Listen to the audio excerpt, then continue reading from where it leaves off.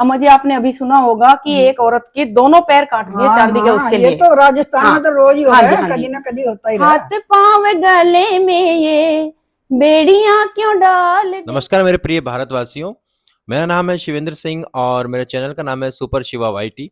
और अगर आप इस चैनल को देख रहे हैं, अगर आप इस वीडियो को देख रहे हैं, तो प्लीज़ इस वीडियो को लाइक करें और चैनल को सब्सक्राइब करें। आज मेरे सामने बैठे हैं मेरी प्यारी दादी अम्मा और मेरी मम्मी, और आज का जो विषय है वो है सोने चांदी के बढ़ते भाव पर।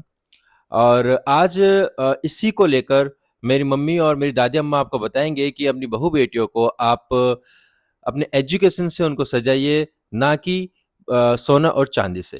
तो आइए और देखते हैं कि किस तरीके से मेरी मम्मी और मेरी प्यारी सी दादी अम्मा एक भजन के रूप में और कुछ आपसी वार्तालाप के रूप में आपको किस तरीके से समझाएंगी। अम्मा जी आपकी शादी कौन से साल में हुई थी? मेरी शादी हुई थी 1958 में। अच्छा, तो आप पे जेवर चढ़ा था, उसका क्या हुआ? जेवर तो पहले बहुत चढ़े थे भाई। हम्म हुआ क्या, खूब पहना। हम्म फिर मैं अपने ससुराल गई। शादी में तो मैं साड़ी पहन के गई थी। अच्छा अच्छा। लेकिन जब दोबारा गई, उसे गौना कहते हैं, तो मेरी अम्मा ने बहुत भारी लहंगा बनाया था, 52 गज का। बहुत भारी लहंगा, और ऊपर सोने चांदी की कढ़ाई का, सही बता रही हूँ, और न था कमीज, और 1.5 किलो का नाड़ा था, चांदी का 1.5 किलो का तुला है। और पैरों में बहुत जेवर थे, और हाथ में और गले में सोने का था। तो चलो ठीक है, मेरा भाई गया लिवाने। तो तीज पास में थी, मैंने सोचा तीज पे हमारे यहाँ लड़कियां सब ओढ़ पहनती हैं, सब करती हैं। तो मैं अपने कपड़े भी ज्यादातर शादी के जितने भी थे, और जेवर भी अपना सोने का तो मैं पहन रही थी, चांदी का मैंने अपने बक्स में रख लिया। पहले अटैची सूटकेस नहीं थे, छोटे बक्से बक्से हो रहे थे लोहे के। हाँ, हमने बढ़िया होते पेंटेड, लेकिन हमने भी देखे हुए, हमारी माँ के इनके लोहे के बक्से ही थे। तो भाई जब हम चले, उस भाई को, मेरे को, बड़े को समझाया भी था कि भाई बक्सा ऊपर मत टेकिए, तो बस में नीचे रखिए। लेकिन वे कुंवर साहब थे, उन्होंने किसी की मानी नहीं। बस वाले ने कहा ना भाई, बक्सा ऊपर धरा जाएगा, बक्सा नहीं नीचे रहे। हाँ, बस ही थी पहले, कार तो घर की थी नहीं किसी के पास। भी नहीं, बस भी नहीं थी, बहुत कम थी। बस भी बहुत कम थी, रोडवेज की थी, वैसी तो बस भी नहीं थी। तो रख दिया भाई। अब 2-4 जगह रुकी। मैंने कहा भी था भाई साहब, मैं कहा ऊपर देख लो कोई सामान, क्योंकि उसे कहा भी था सबने, भाई जहाँ सवारी उतरे चढ़े वहां देखते रहियो। लेकिन वे तो कुंवर साहब थे, उन्होंने सुना ही नहीं। देखा होगा एक आध दफा, पता नहीं। फिर जब अपने उतरे जहां में उतरना था, वहां देखा तो बक्सा ही नहीं है। बक्सा ही गायब हो गया। हाँ, पूरा का पूरा बक्सा ही गायब हो गया।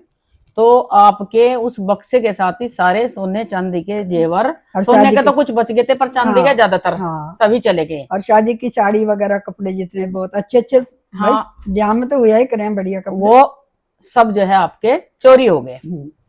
अब आप ये बताओ मुझे, पूरा बक्सा ही उठा लिया। पूरा बक्सा ही उठा लिया, तो सोने चांदी के जेवर तो आपके चोरी हो गए, पर जो आपके पास जो ज्ञान है, जो आप कढ़ाई बुनाई, स्वेटर बनाना, सीलना, और जो ज्ञान था, जो पढ़ना लिखना, उसमें क्या हुआ? क्या वो भी किसी ने चोरी कर लिया? नहीं नहीं, उसे कौन चोरी कर सका। वही तो कहते हैं कि अपनी लड़कियों को इतना पढ़ाओ लिखाओ कि विद्या धन ऐसा धन है, सब कुछ बट जाता है, सब चोरी हो जाता है, लेकिन विद्या किसी से ना कोई चुरा सकता, ना कोई बांट सकता, ना उससे कोई बिगाड़ सकता। तो इसलिए विद्या पे ज्यादा ध्यान दिया जाए। वो तो सब मुझे याद है, मैंने जीवन में करा भी भाई, पढ़े लिखे खूब, कढ़ाई बुनाई सिलाई, घर का काम, सब कुछ। हमने जब मेरी शादी हुई थी, पिताजी ड्यूटी पे जाते थे, पिताजी मजिस्ट्रेट थे हमारे, तो आपके ही बनाए स्वेटर, जर्सी, टोपे, ज्यादातर सब आप ही के बनाए थे। पता नहीं बहू, मैंने कितनी दुनिया को स्वेटर, मुझे काम करने का ना, रात को भी मुझे नींद नहीं आती, शौक था, पता नहीं क्या जज्बा था एक। तो मैं बहुत स्वेटर जर्सी बुने, दुनिया के जुराब भी बनाती हूँ मैं, दस्ताने भी बनाती हूँ मैं, कैप भी बनाती हूँ मैं, बच्चों के सैंडल ये ऊन के बनाती हूँ, क्या क्या बनाया करती, खूब शौक था। सारे कपड़े भी आपने खुद ही सील के पहनाए? सिलाई भी मैं खूब अच्छी जानती हूँ। जिज्जी के फ्रॉक पे, मेरे बेटी थी एक, तो उसके फ्रॉक बना के रेडीमेड कढ़ाई करके, कोई नहीं कहता कि ये जो है बाजार के नहीं है, ऐसे बना के पहनाया करती। तो ये आपका किसी ने नहीं छीनना, ये तो बल्कि आज तक भी है कि मेरे बच्चे, मेरे तीनों बच्चे भी, सबसे छोटे वाला भी जो डॉक्टर है वो भी कहता है कि कुछ भी उसका एक बटन भी टूट जाता है तो वो कहता है अम्मा जी से लगवाना, क्योंकि अम्मा जी इतनी सफाई से, चेन खराब हो गया, बटन टूट गया, कुछ भी वो इतनी सफाई से करते हैं कि कोई पहचान ही नहीं सकता कि इसमें सुई का काम भी हुआ है। और अभी भी अम्मा जी ने हमारे लिए, सभी के लिए, इस सर्दी में भी खूब सारे आज के जमाने के टोकते बनाए, छोटे छोटे। मेरी जो ननंद है, मतलब इनकी बेटी की बेटी की बेटी, इनकी देवती के लिए भी उन्होंने स्वेटर बनाए इस उम्र में भी, चौथी पीढ़ी के लिए। तो विद्या कोई नहीं छीन सकता, हाँ। गहने चुराए जा सकते हैं। तो आप बताओ अम्मा जी, आज जब इतना सोना चांदी इतना महंगा आसमान को छू रहा है, जो गरीब लोग हैं, जो हमारे जैसे जो मीडियम लोग हैं, तो लड़कियों को पढ़ाना चाहिए या लड़की के माता पिता से डिमांड करनी चाहिए, या बहू किसे, कई बार तो कुछ समाज तो ऐसे हैं कि लड़की का पिता भी ये कहता है कि मेरी बेटी को इतने किलो चांदी लिए नहीं दोगे तो हम तो शादी नहीं करेंगे। हाँ। तो ये जो कुरीति है हमारे सभी समाज में जो कुरीति है, और इतना महंगा सोना चांदी हो गया, तो इस पे आप क्या कहना चाहोगे कि क्या होना चाहिए? देखो मैं बताऊं तो, मैं पहले मुसलमानों का राज था, लड़कियां बाहर नहीं निकले थी, पढ़े लिखे नहीं थी, तो इसलिए लड़की को जेवर दिया जाता था, क्योंकि वो स्त्री धन माना जाता था। उसे चाहे किसी घर के बंटवारे हो, चाहे कुछ भी हो, उसे कोई नहीं ले सकता था, केवल वो ही स्त्री धन होता था उसका। हाँ तो इसलिए लड़की को जेवर देते थे कि भाई इसकी जिंदगी में क्या पता क्या मुसीबत आ जाए तो काम आ जाए। हाँ जी, हाँ जी। लेकिन अब जो है लड़कियां पढ़ने लिखने लगी, पायलट हो रही हैं, समंदर जहाज चला रही हैं, रेलवे चला रही हैं, कंप्यूटर में इतने बड़ी बड़ी वैज्ञानिक, इंजीनियर, डॉक्टर बन रही हैं, तो अब जेवर की क्या जरूरत है। अब भी जो गांव के लोग हैं, देहाती, उनमें थोड़ी प्रॉब्लम है।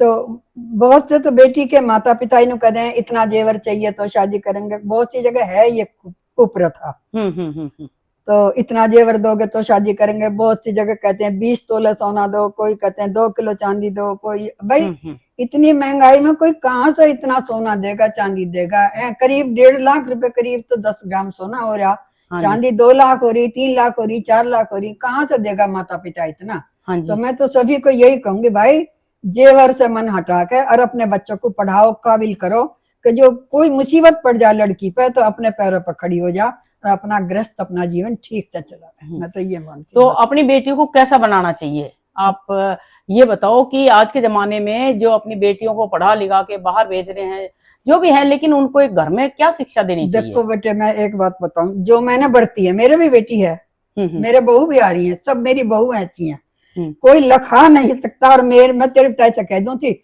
मगर जी मैं थारी साथ रही सारी उम्र, आप न बता दो रास्ते में इतने लंबे लंबे सफर करे, किसी ने, मैं बिल्कुल ईमानदारी से कह रही हूँ, किसी ने अगर आंख उठाकर मेरी तरफ देखा भी हो, तो बेटियों को कैसा बनाना कहते हैं आर्य समाजी, क्योंकि मैं आर्य समाजी के जल समय जाया करती, भाई मेरा बहुत अपना मन ही था जाया करती। तो आर्य समाजी ये कहा करते अपनी बेटी को ऐसे बनाओ जैसे मई जून की दोपहरी, जेठ की दोपहरी। हाँ, ये तो हमने भी सुना, जेठ की दोपहरी का सूरज। तो इसका मतलब क्या है? जेठ की दोपहरी का सूरज, ये मैंने मेरे घर में बहुत सुना है कि जेठ की दोपहरी का सूरज है ना, उसकी तरफ कोई देख नहीं सकता, देखेगा तो जल बुन जाएगा। तो इसका मतलब ये है अपने घर में अपनी बेटी को ऐसा बनाओ कि कोई उसकी तरफ देख। गलती हमेशा ज्यादातर औरतों की होती है। हाँ जी, हाँ जी। अगर हम ठीक नहीं है तो दूसरा आदमी क्या ठीक होगा। अपनी बेटी को ऐसा बनाओ कि किसी की हिम्मत ना पड़े कोई लखा दे। हाँ जी, जैसे वो मीना बाजार का वो अच्छा देखो, इसी तरह आर्य समाज यही कहा करते, हमने वही बढ़ता और वही अपनी बेटी को सिखाया। हमारे, मैं ये नहीं कहती कि मेरे हैं, लेकिन मेरे संस्कार मेरे बच्चों ने माने, और आज भी हमारे बच्चे ऐसे ही हैं, जहां भी जाते हैं सब उनको जानते हैं कैसे हैं।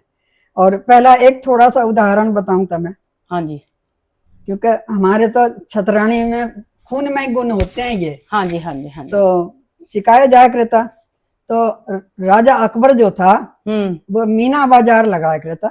हाँ जी, सुना मीना बाजार। मीना बाजार में केवल औरतें ही दुकान पर सामान बेचती थी और औरतें ही सामान खरीदने जाती, कोई मर्द नहीं जाता उसमें। हाँ जी, हाँ जी, हाँ जी। तो बड़े बड़े घरों के राजाओं की बेटी बहू सब जाती थी, क्योंकि वहां कोई वो तो था ही नहीं। हाँ जी, हाँ जी। मर्द तो जा ही नहीं सका था।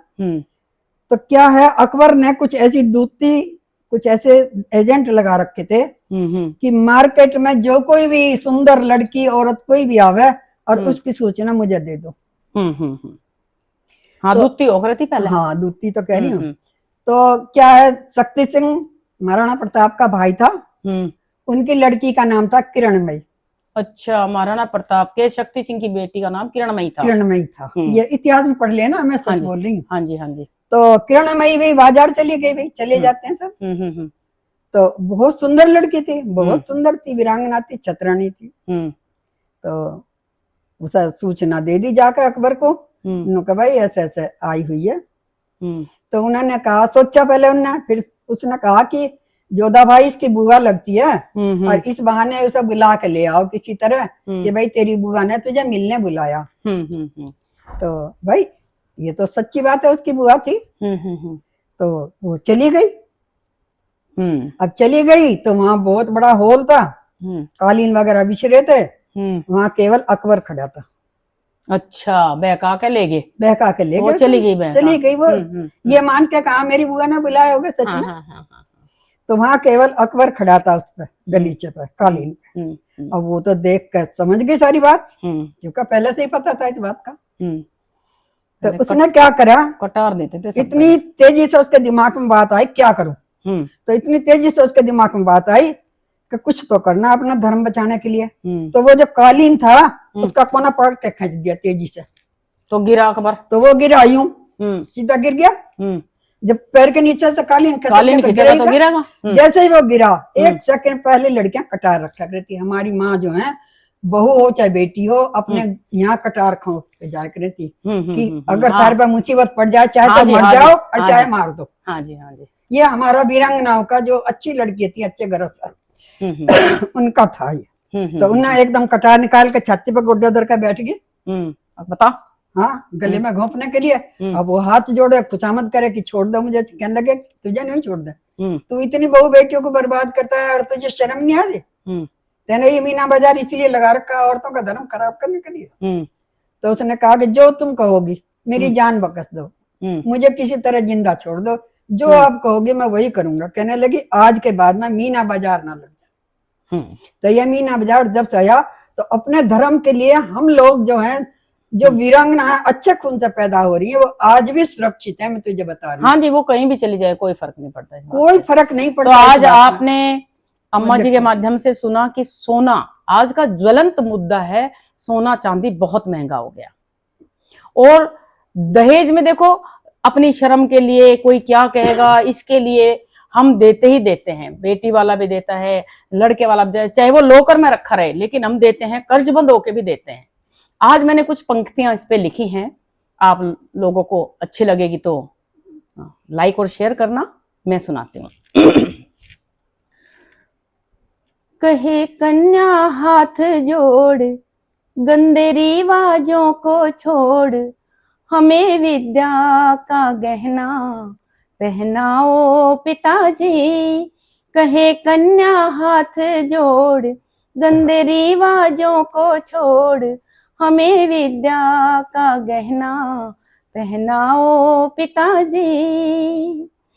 कोई तो बताए इन जेवरों से फायदा, कोई तो बताए इन जेवरों से फायदा, ठुमक ठुमक करते जाए कहाँ शर्म कायदा। इनसे बिगड़ते हैं भाव, ये है थोड़े दिन का चाव, पसीने का पैसा ना बहाओ पिताजी। कहे कन्या हाथ जोड़, गंदे रिवाजों को छोड़, हमें विद्या का गहना पहनाओ पिताजी। अम्मा जी, आपने अभी सुना होगा कि एक औरत के दोनों पैर काट दिए चांदी के उसके लिए। ये तो राजस्थान में तो रोज ही हो रहा है, कभी ना कभी होता ही रहा। हाथ पांव गले में ये बेड़ियां क्यों डाल दे, हाथ पांव गले में ये बेड़ियां क्यों डाल दे, डाकुओं के लूटने से खेतों में निकाल दे। रहे रात दिन डर कोई मार दे अगर, ऐसे गुंडों से हमको बचाओ पिताजी।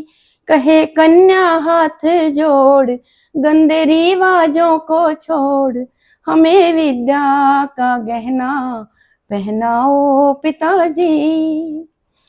कब तक जमाने की रीतें निभाएंगे, कब तक जमाने की रीत निभाएंगे, खुद भी पढ़ेंगे और सभी को पढ़ाएंगे। विद्या से बढ़ता है मान, ये दिलाती है सम्मान, इन विचारों को सबको बताओ पिताजी। कहे कन्या हाथ जोड़, गंदे रिवाजों को छोड़, हमें विद्या का गहना पहनाओ पिताजी। नमस्कार।